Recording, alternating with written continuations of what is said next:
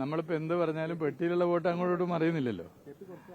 LDFന് അനുകൂലമായ സാഹചര്യമാണ് എന്ന് നേരത്തെയും പറഞ്ഞിട്ടുണ്ട്, ഇപ്പോഴും പറയുന്നു. ആകാംക്ഷയോടുകൂടി പുലർച്ചെ മുതലേ ആളുകൾ ടെലിവിഷൻ കാണുന്നവരുണ്ട്. വെറുതെ ഓവർ ടെൻഷനാവണ്ട, എന്തായാലും ഇനി അധികം സമയമില്ല. കേരളത്തിന്റെ ഒരു പ്രത്യേകത ഇതാണ്, ജനാധിപത്യത്തെ വലിയ പ്രാധാന്യത്തോടുകൂടി കാണുന്നു. ജനാധിപത്യ അവകാശം, പൗരന്റെ ഏറ്റവും വലിയ ജനാധിപത്യ അവകാശമായ വോട്ട് ചെയ്യുന്നു. അതിന്റെ കൗണ്ടിംഗ് ദിനം അതെല്ലാവരും ഇത് ശ്രദ്ധിക്കുന്നു. അത് കേരളത്തിന്റെ ഒരു പ്രത്യേകതയാണ്. ജനാധിപത്യത്തെ നല്ല നിലയിൽ വിനിയോഗിച്ച് എല്ലാവരെയും പ്രത്യേക അഭിവാദ്യം ചെയ്യുകയാണ്. ഇടതുപക്ഷ ജനാധിപത്യ മുന്നണിയുടെ നേതൃത്വത്തിലുള്ള സർക്കാർ തുടർന്നും കേരളത്തിൽ ഭരണത്തിൽ വരും.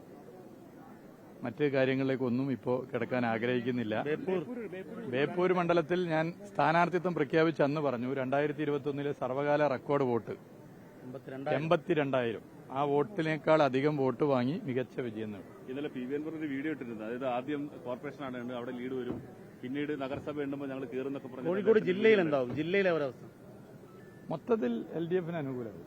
Okay, thank you very much. എടുത്തോ. ആ പന്തൽ കഴിഞ്ഞ പ്രാവശ്യത്തെ പന്തലിന്റെ അത്ര വലുപ്പമില്ല.